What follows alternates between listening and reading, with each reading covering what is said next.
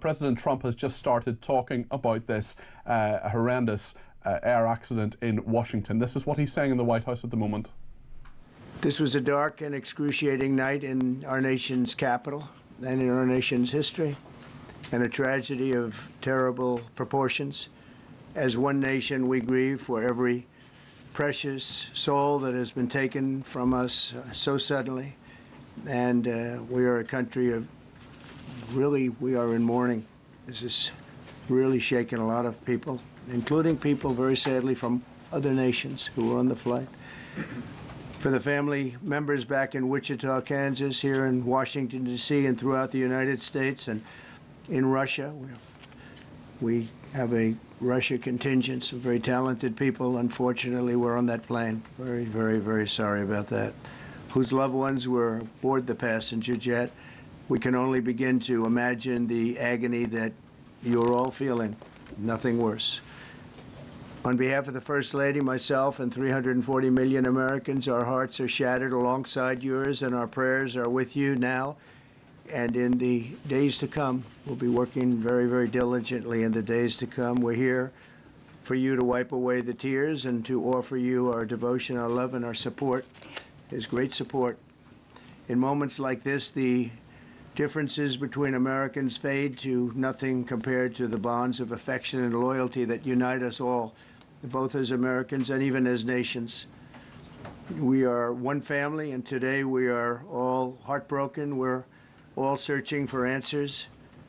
That icy Potomac, it was a cold, cold night, cold water. We're all overcome with the grief for many who have so tragically perished, will no longer be with us. Together we take solace in the knowledge that their journey ended not in the cold waters of the Potomac, but in the warm embrace of a loving God. We do not know what led to this crash, but we have some very strong opinions and ideas, and I think we'll probably state those opinions now.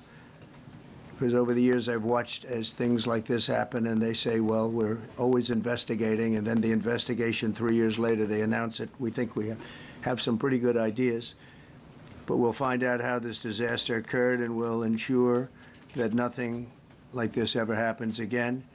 The FAA and the NTSB and the U.S. military will be carrying out a systematic and comprehensive investigation. Our new Secretary of Transportation, Sean Duffy, his second day on the job when that happened. It's a rough one.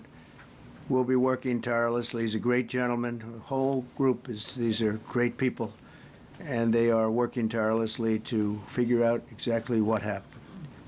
We will state certain opinions, however. I'm also immediately appointing an acting commissioner to the FAA, Christopher Rocheleau, a 22-year veteran of the agency, highly respected.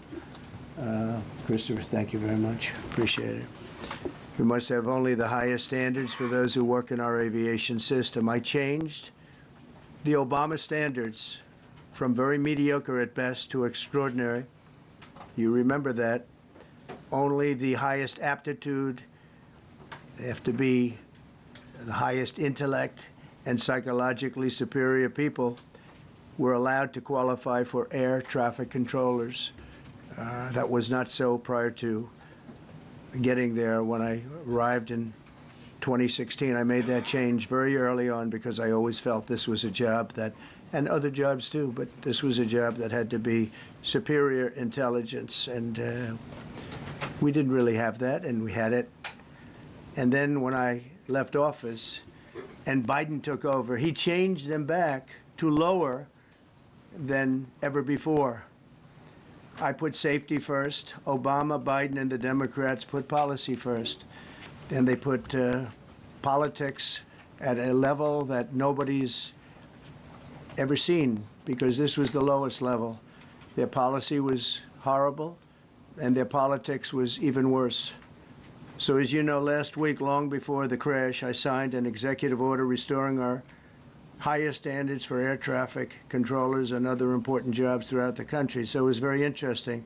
About a week ago, almost upon entering office, I signed something last week that was an executive order, very powerful, on restoring the highest standards of air traffic controllers and others, by the way. Then my administration will set the highest possible bar for aviation safety. We have to have our smartest people.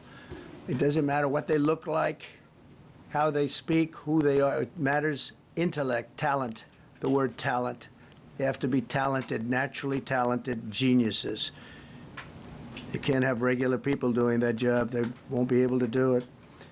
But we'll restore faith in American air travel. I'll have more to say about that. I do want to point out that various articles that appeared prior to my entering office, and here's one.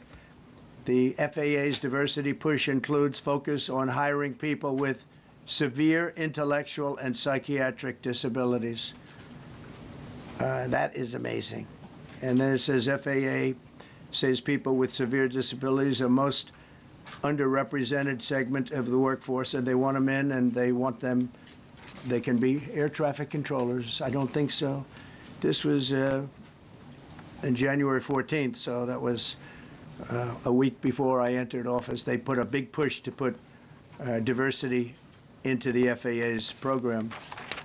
Then another article, the Federal Aviation Administration, this was before I got to office, recently, second term. The FAA is actively recruiting workers who suffer severe intellectual disabilities, psychiatric well, that's problems. President Trump there at the White House in Washington saying that he and his wife Melania, and indeed his administration, their hearts are shattered. 340 million Americans' hearts are shattered by the news today. He says he will work tirelessly to restore aviation safety. He's also committed to appointing an acting commissioner of the Federal Aviation Authority. A lot of these different rules change with each administration.